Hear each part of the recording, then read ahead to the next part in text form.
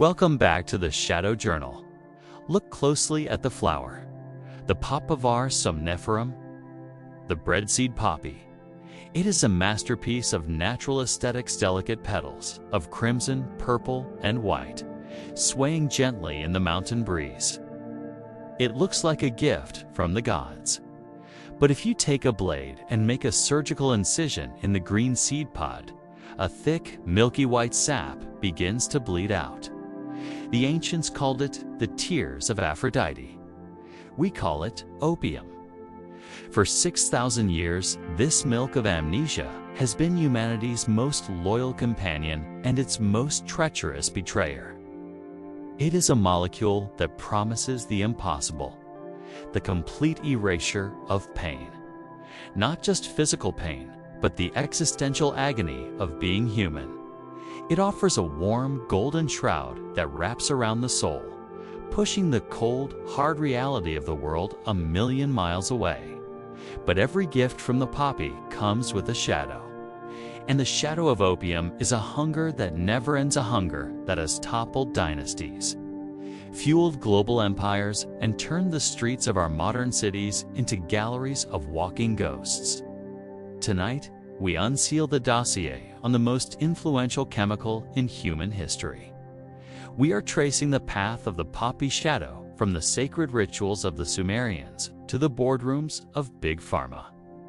This is the story of how we turned a flower into a currency of death. The paradox of opium is that it is both a savior and a predator. In the hands of a surgeon, it is mercy. In the hands of a merchant, it is a shackle. By the time the British Empire realized the economic potential of this milky sap, the poppy was no longer a medicine. It had become the ultimate tool of colonization. Imagine a superpower, the British East India Company, turning an entire nation into addicts just to balance a trade deficit in tea. This wasn't a war of soldiers. It was a war of receptors. The Opium Wars of the 19th century were the first time in history a government acted as a global drug cartel, using gunboats to force open the gates of China so they could flood the streets with poison. The files show us that the British knew exactly what they were doing. They saw the skeleton men in the dens of Canton. They saw the collapse of the Chinese social fabric. But the ledgers of the company were written in black ink, and the black ink was fed by the black tar of the poppy. To understand why opium is so addictive, we must look at the dark chemistry of the human brain. Our bodies are naturally designed for pain and pleasure. We have our own internal system of endorphins, natural chemicals that help us survive trauma. But the opium molecule is a master imposter. It is shaped almost exactly like our natural joy, but it is 1,000 times more potent. When you flood your system with the derivatives of the poppy, you aren't just feeling good. You are overwhelming the brain's delicate circuitry with a flood of artificial euphoria. The brain, in its desperate attempt to find balance, responds by shutting down its own production of happiness. This is the moment the contract with the poppy is signed. The first high is a revelation. The world is soft. The colors are warm. The voices of your demons are silenced. But the second high is a chase. And every high after that is a frantic, losing battle to simply feel normal again. The poppy doesn't just take your pain, it takes your ability to feel anything else. It replaces your ambition, your love, and your survival instinct with a single, crushing mission. Find more. The shadow of the poppy did not vanish with the end of the Victorian era. It simply traded its lace and mahogany for camouflage and cold steel. As the 20th century dawned, the world began to realize that opium was no longer just a drug, it was a strategic asset. It was a currency that could fund revolutions and build shadow armies in the corners of the map where the law feared to tread. In the wake of World War II, a new frontier emerged, the Golden Triangle. A misty, lawless intersection where the borders of Burma, Laos, and Thailand bleed into one another. Here, the poppy found its true industrial home. In the 50s and 60s, as the Cold War turned the jungles of Southeast Asia into a chessboard of ideologies, the poppy became the fuel. The files we are unsealing tonight reveal a dark, unspoken alliance between intelligence agencies and the drug lords of the mountains. To fight the spread of communism, the West needed allies. And the most effective allies were the warlords who controlled the hills. The trade was simple: you fight our enemies, and we look the other way while you process your brown sugar. This was the birth of Air America's Shadow Airline that transported everything from rice and ammunition to the very raw opium destined for the streets of New York. The dossier shows that the very planes meant to protect freedom were often the couriers of the addiction that was rotting, the soul of the cities back home. It was a cycle of betrayal that would be repeated in the valleys of Afghanistan decades later. The poppy doesn't care about your flag. It only cares about the logistics of its spread. But while the warlords were growing rich in the jungle, the chemists were perfecting the alchemy of ruin. In the clandestine laboratories of Marseille, the French connection was refining the crude morphine base into 99% pure white powder. This was no longer the sleepy haze of the 19th century den. This was a high-velocity delivery system for despair. The white powder heroin moved like a ghost through the ports of the world. It hid in the tires of cars, the false bottoms of suitcases, and the hulls of merchant ships. It bypassed the intellect and went straight for the reward circuit of the brain. By the time the 70s arrived, the soldiers returning from Vietnam weren't just bringing back traumatic memories. Many were bringing back a chemical dependency that had been cultivated in the very jungles they were sent to defend. The drug lords realized that the poppy offered a profit margin that no other commodity could match. A few cents worth of seeds in a remote valley could be turned into hundreds of thousands of dollars on a street corner in Harlem. This was not just crime. This was a global economic system that rivaled major corporations. In the mountains of Mexico, the cartels began to master the supply chain of the shadow. They realized that the United States was a bottomless pit of demand.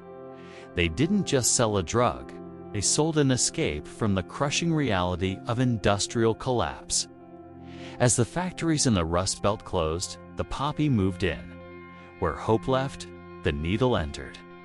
But the poppy's most sinister transformation was yet to come. The files show that by the 80s, the war on drugs had become a theater of the absurd. We were spending billions to burn the fields in South America and Asia. While at home, we were laying the groundwork for the most professional drug operation in history. This was the era of the pain management revolution. Pharmaceutical executives, armed with Ivy League degrees and expensive suits, began a campaign to convince the medical world that opioids were not addictive if used for chronic pain.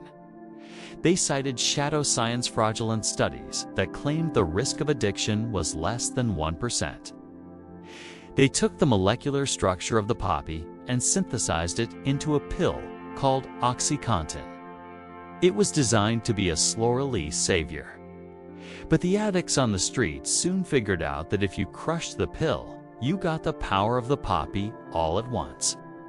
It was hillbilly heroin, sanctioned by the state, prescribed by doctors, and sold at the local pharmacy.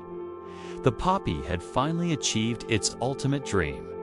It had become respectable. By the late 90s, the poppy shadow underwent a dark digital transformation. For 6,000 years, addiction was bound to the soil. You needed land, rain, and the sun to grow the poppy. You needed thousands of farmers to bleed the pods.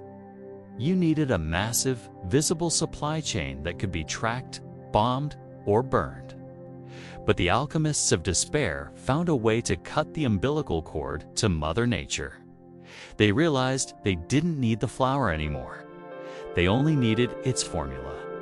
Tonight, we unsealed the files on the final evolution of the opioid, fentanyl.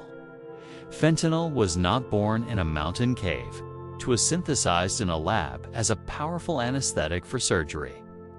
It is 50 times more potent than heroin and 100 times more potent than morphine. In the hands of a skilled anesthesiologist, it is a surgical miracle. In the hands of a cartel, it is a weapon of mass destruction that fits in a thimble. The dossier shows a terrifying shift in the economics of the shadow. To produce the equivalent of 1 kilogram of heroin, you need a field of poppies.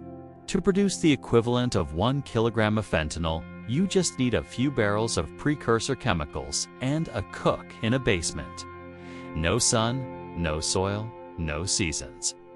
A dose of fentanyl the size of 2 grains of salt is enough to stop the human heart. This is no longer a drug. It is a chemical ghost that can be mailed in an envelope across international borders. It is the ultimate invisible invader. The archive reveals how the dark web became the new Silk Road. The files show a massive surge in direct-to-consumer sales from laboratories to the doorsteps of the West. The cartels stopped being just drug dealers. They became chemical wholesalers. They realized that they no longer needed to wait for the harvest. They could manufacture the shadow 24 hours a day. They began pressing this synthetic ghost into pills that looked exactly like the safe prescription medications people were already hooked on. This is the Russian roulette of the 21st century. The user thinks they are taking a pill to sleep or to focus. They don't know that inside that pill is a lethal error in the mixing process. Thousands of people who didn't even know they were taking an opioid simply stopped breathing. To understand the toll of the synthetic ghost, you must understand what it does to the community. Entire neighborhoods have become sacrifice zones. We are looking at a physiological phenomenon where the brain is so sedated that the user remains standing but folded in half the fentanyl lean. It is a gallery of living statues. The poppy has finally achieved its ultimate goal, the complete colonization of the human nervous system. We are burying the future because we couldn't control the past. But the most chilling part of the dossier is the secondary shadow. The cartels have begun mixing fentanyl with xylazine, a veterinary tranquilizer for horses. They call it tranq. It is not an opioid, so life-saving drugs cannot reverse its effects. Xylazine causes the blood vessels to constrict so severely that the skin begins to rot and peel away while the user is still alive. We are no longer talking about a joy plant. We are talking about a necrotic alchemy. The poppy has morphed into a monster that consumes the flesh of its host. The files are filled with reports of people who look like they have walked out of a medieval plague pit, their limbs turning black, their spirits long since extinguished. As we reach the final entry of this dossier, we are forced to confront the transcendently cold reality of the poppy. The shadow is no longer a flower in a distant field. It is a chemical ghost in our water, in our pills, and in our blood. We have spent millennia trying to outrun pain, only to find that the shortcut leads to a void. The poppy offered us peace, but it was the peace of the graveyard. The archive shows that we have become a civilization of the sedated. We have traded the jagged edges of reality for the soft, velvet embrace of the void. But as the fog of the poppy clears, we are left with a world that is colder, harder, and more broken than the one we tried to escape. The government speaks of solutions, but the files show only escalation. The molecule is evolving faster than the law. The ghost is moving at the speed of thought, while we are still trying to burn the fields. Tonight, the poppy shadow is everywhere. It is in the suburban medicine cabinet and the inner city alleyway. It is the ultimate testament to human vulnerability, the proof that our desire to feel nothing is stronger than our desire to be everything. The dossier is back in the vault. The red wax is being applied. But as the lights go out in the archive, the scent of the poppy remains sweet, heavy, and eternal. The archive is closing. The shadow remains. Good night, and until the next entry in the Shadow Journal.